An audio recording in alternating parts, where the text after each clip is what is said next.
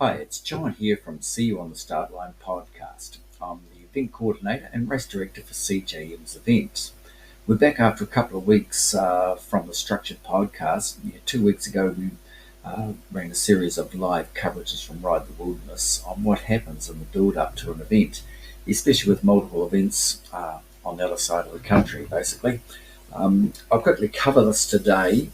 Um, and it's done in some light humour, and I hope you enjoy it. So we'll just cover what happened pre Ride the Wilderness bike race on the 16th of November and what happened afterwards as well. So stay tuned and we'll run through this for you. Just gives everyone an idea of what can happen, what can go right, and what can go wrong. So for it basically started on Saturday, the 11th of November. It was meant to be a quick one-day trip over to Greymouth to take over some signs and put the finish set up and fences. And we had an issue on the way up Porter's Pass, only to find that I'd tightened the brake, handbrake, too tight on the trailer when replacing the lever. The brakes jammed on as we went up Porter's Pass, and smoke was coming out on the way up, and the car was starting to feel that it was actually pulling fairly heavily with a lot of weight in the back of the trailer and having the brakes jammed on. So at the top there was a lot of heat and a lot of smoke, but after a bit of a look and a change of a few things, I went back down to Springfield, got the appropriate equipment, got things loosened up, and then we're back on the way. So we're on our way again off to Greymouth. So we dropped the fences off when we got to Greymouth at the finishing area, then signs all up around the trail, warning everyone that the event was on the 16th. This was down to Ross, up to Cowboy Paradise, and back to Greymouth and then home. So it was good to get home that night. That was considerably later after the delays we had at the top of Porter's Pass. Sunday was loading up all the traffic management gear and pack all the other vehicles with what gear we needed all set to depart first thing on Tuesday morning. Monday, thanks to the great team at Sprinkson Autos, to Morgan who got to work. We needed a new brake rotor and brake shoes for the Range Rover. That was done, so everything was all geared up and ready to go for that trip as well. Peter was bringing that car over on Thursday night. No, actually it was Friday morning. Then we departed on Tuesday. I left early. Carol was a couple of hours behind, so I left back on the road again, this time via Lewis Pass, considering the weight that we had in the trailer. And everything was going good. I shouldn't have said that too soon, as I arrived in Greymouth to the sound of metal scraping. It appeared that the brake pads that were smoking on the Saturday had totally disappeared, and it was metal on metal. A quick run around Greymouth, checking to find if anyone had brake pads that would fit the trailer. Crawled into Greenfields, and they said back the trailer in here. What they didn't realise is we've got some pretty big scrapers on the back of that trailer, and there's a couple of scars on the concrete driveway there.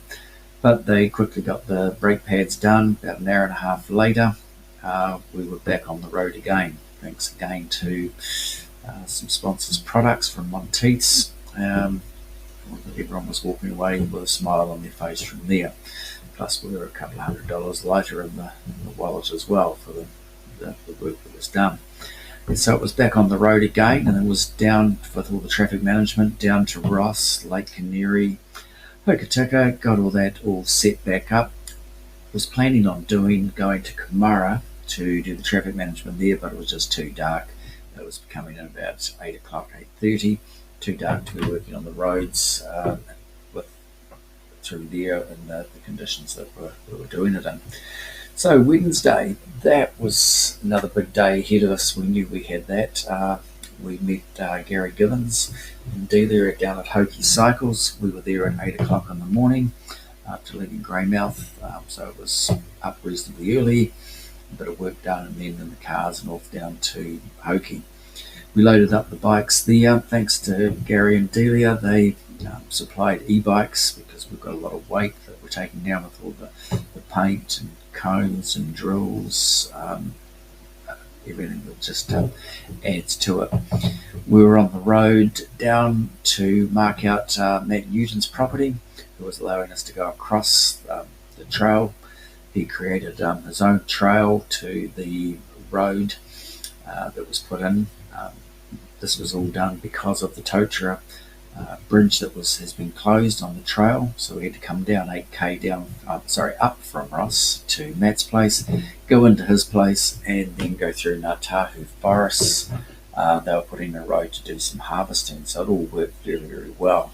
And then we came out on the Schist subdivision, that's Westland Schist, and thanks to Jason and Anne Jones, who allowed us to use their property.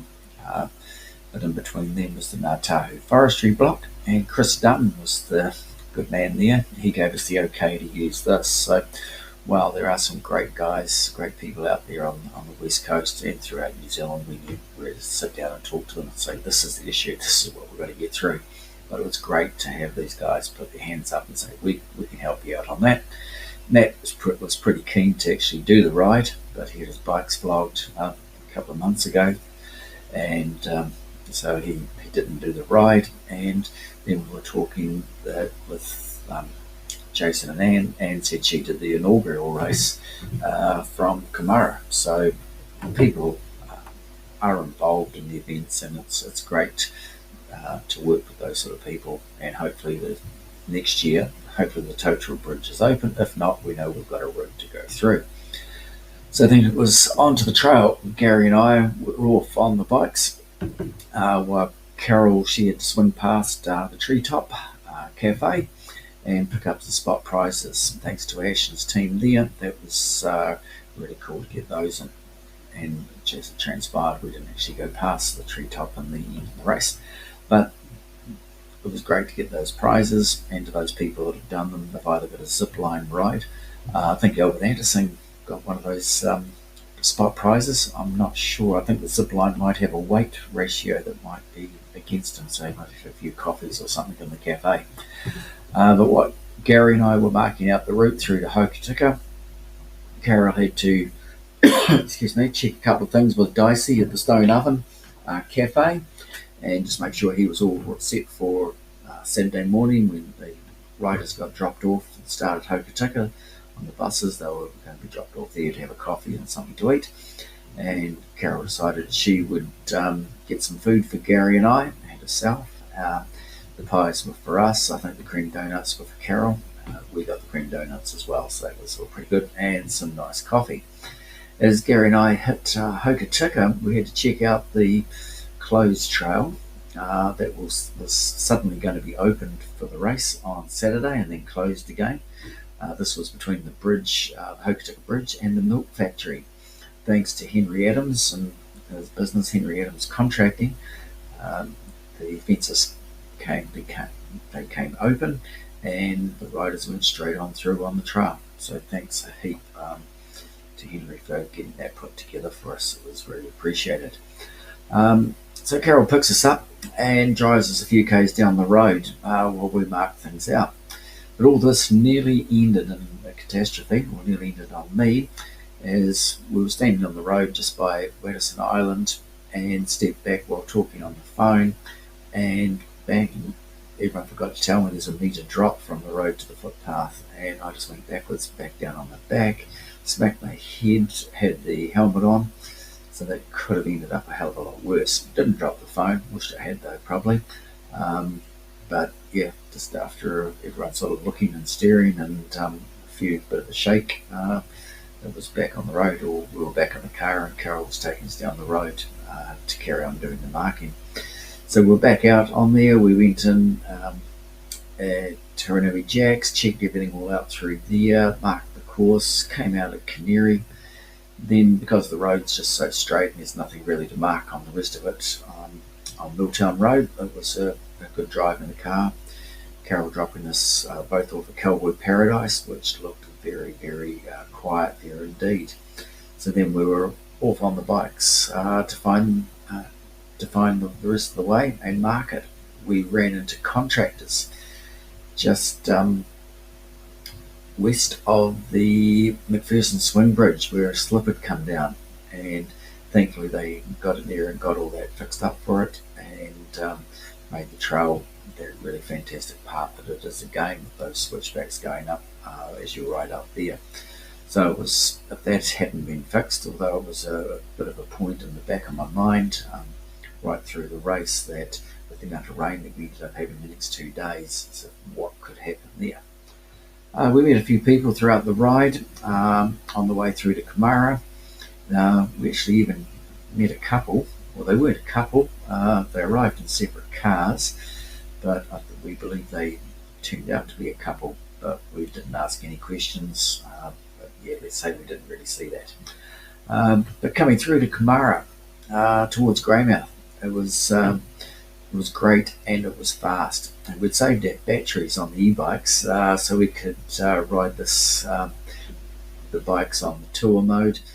What a difference that made, considering the last couple of years we have been riding and the batteries have been flat, or Gary's forgotten to bring the key to change the batteries, and it's been one hell of a ride into winds. But this year it was wind at the back, just cruising. It felt so good. So when we finished it felt a hell of a lot better than it has in the past.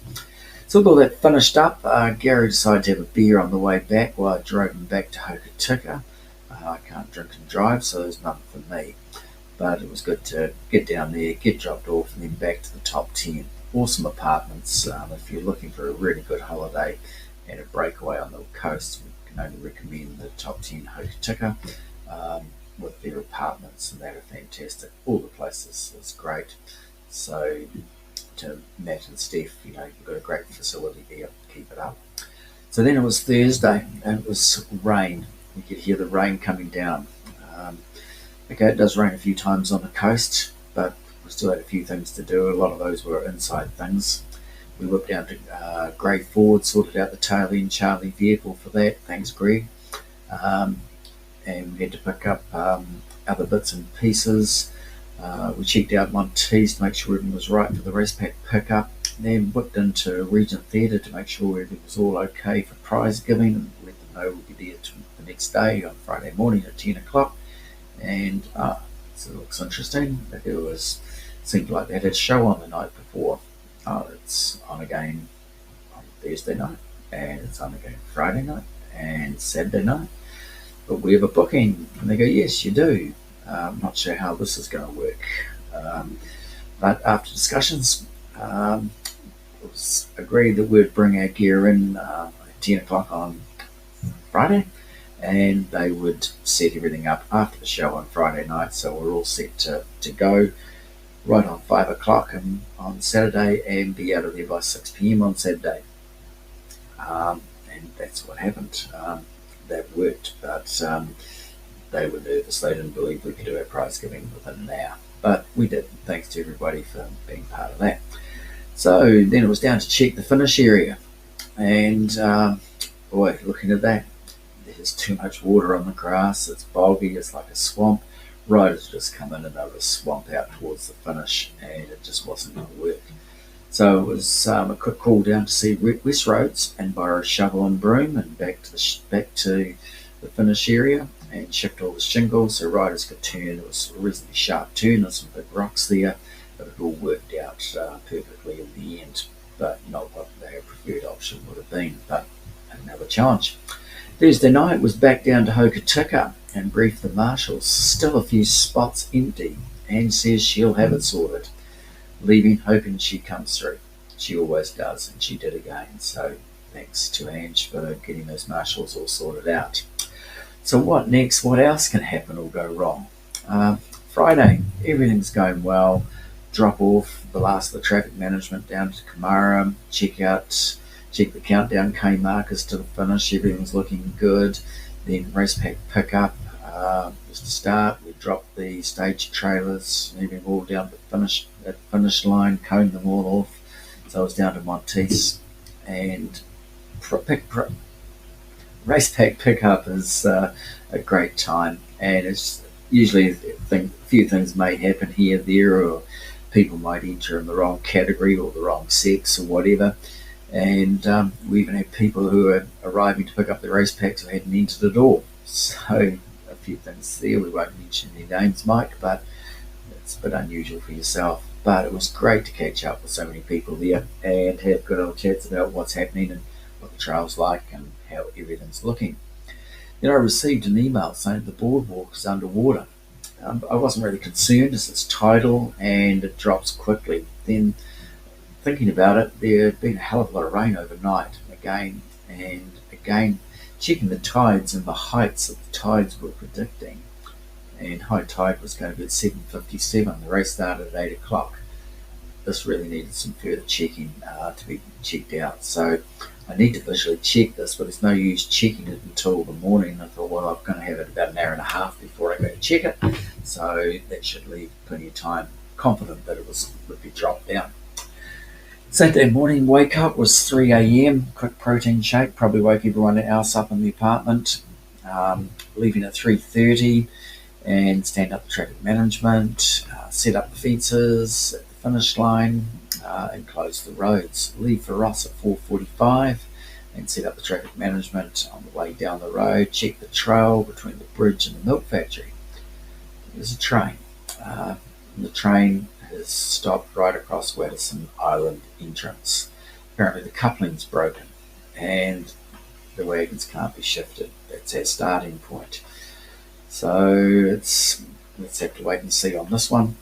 What it caused for me was I'd driven down behind the milk factory just making sure everything was right. The plan to drive out at Watterson Island entrance, but bang, can't do that. So all the way back down the milk factory, further time lost. Continue towards Ross, setting up the traffic management. Everything's going wrong. Somehow there's about 8 cones missing. Maybe I left them behind, but I didn't put them out. We'll say that, but I think someone's got about 8 cones or something in their backyard on the west coast, but never mind. We continue towards all that set up and decide to quickly, I better go and check what the boardwalk looks like.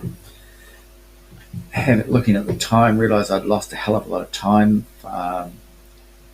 checking out the trail behind the milk factory, and I needed to run in to check the boardwalks. We either run in steel cap boots and long trousers and a vest and high vis gear, running 2k towards the boardwalk up over the bridge, and then just look and all we can see is water.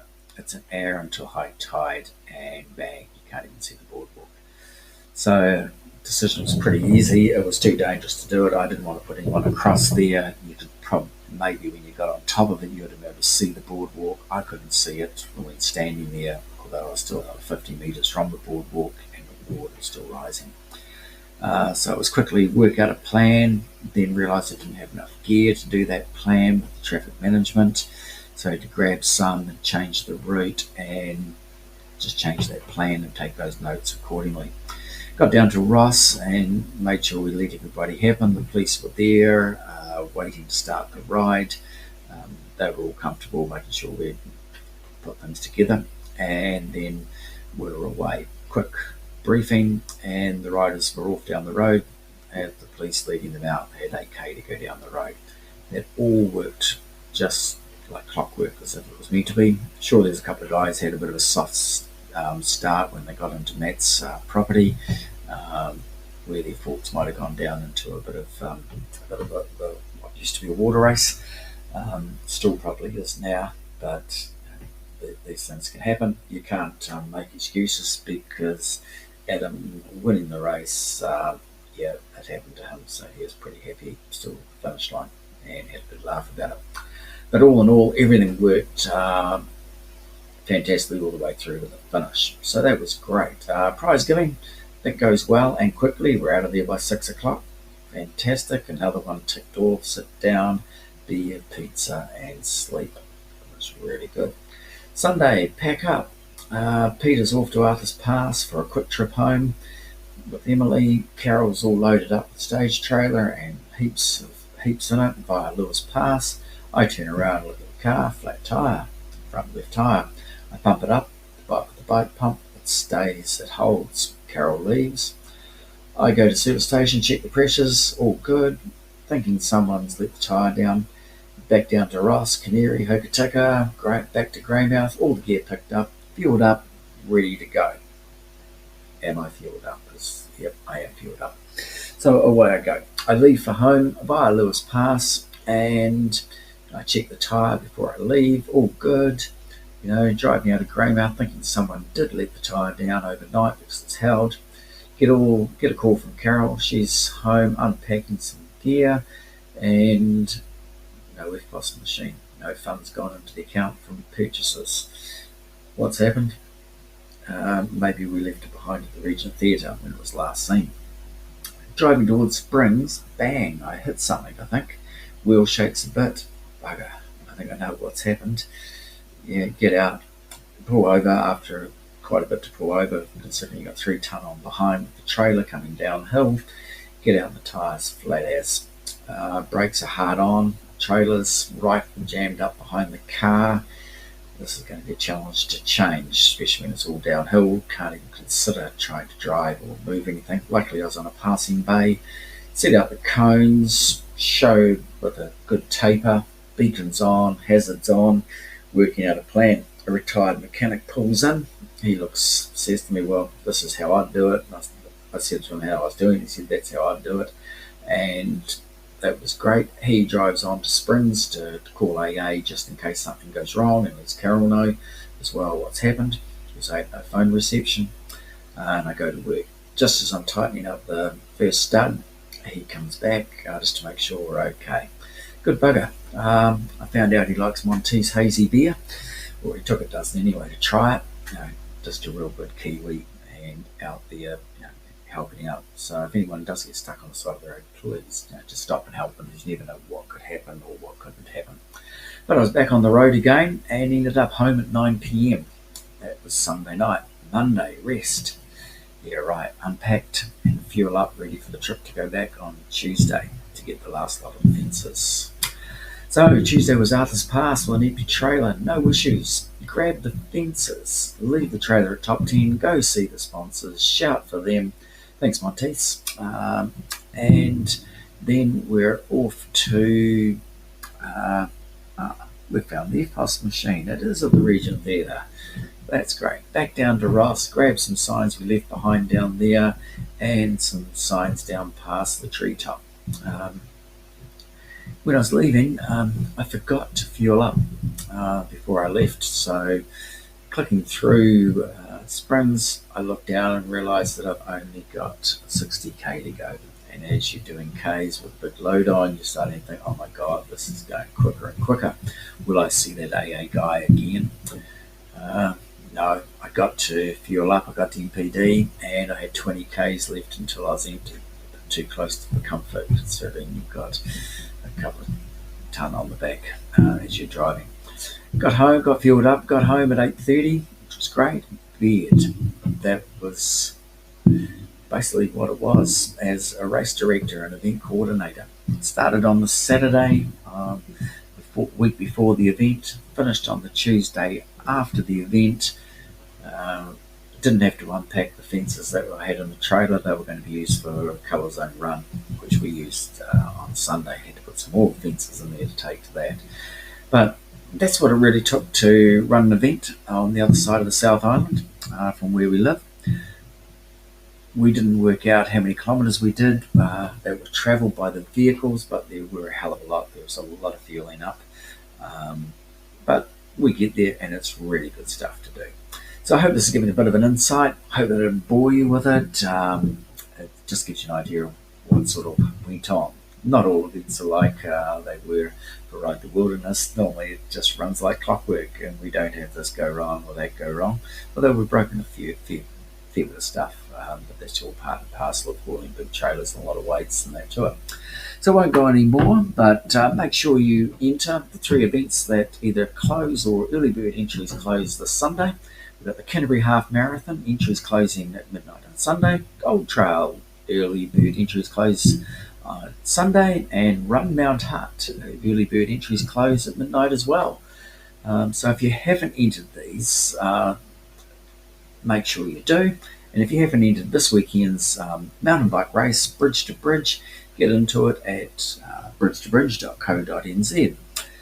So basically, that is it from me. When you're entering, remember when you enter, we recommend that you buy the withdrawal insurance. Getting very, very popular. Buy yourself a memorabilia T-shirt.